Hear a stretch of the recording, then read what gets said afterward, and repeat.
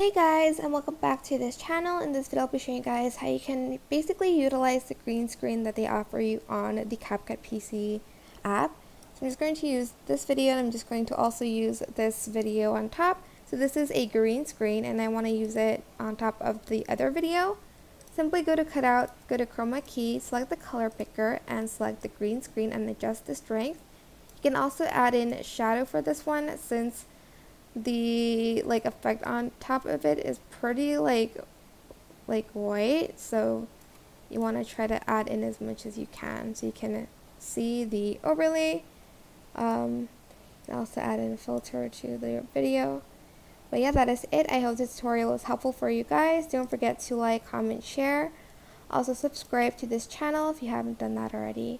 If you have any questions, just leave it in the comment section down below and I'll try my best to answer them all for you guys.